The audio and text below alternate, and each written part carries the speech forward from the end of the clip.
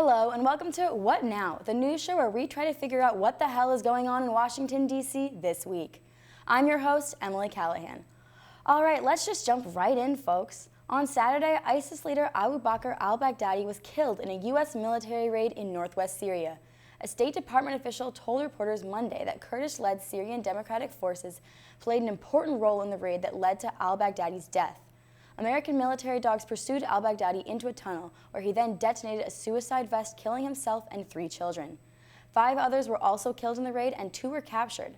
1 dog was injured in the raid, and the president shared a photo of it along with congratulations.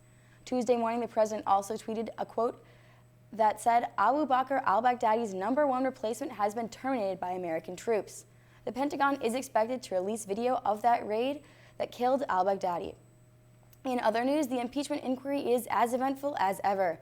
Last Wednesday, the 23rd, Deputy Assistant Defense Secretary Laura Cooper testified behind closed doors as part of the impeachment probe. But before her testimony could begin, nearly 24 Republican congressmen stormed the secure room in which the interview was held. Insults were hurled between the Republican agitators and the Democratic impeachment investigators, while Secretary Cooper was escorted from the room. Republicans reportedly did not dispose of electronics before entering the secure space, which was of great concern to the committee as it may have been compromised the integrity of the area.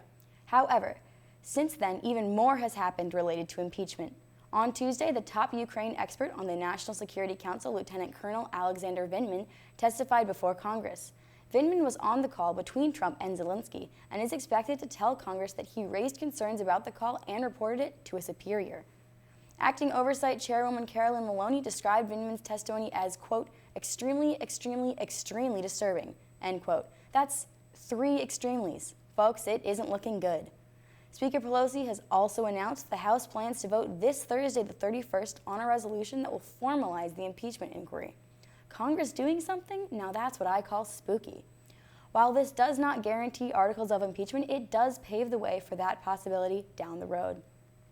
In other congressional news, California Representative Katie Hill has resigned from her post after nude photos of her and allegations of an improper relationship with a staffer were published on a conservative website called Red State. Hill denied the relationship allegations and said that the photos were published as a type of revenge porn, which is illegal in California, by her soon-to-be ex-husband.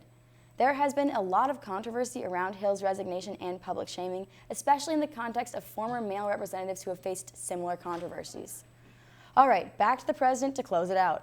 There is currently a case before federal appeals courts in which President Trump is claiming local prosecutors cannot access his tax records while he is in office.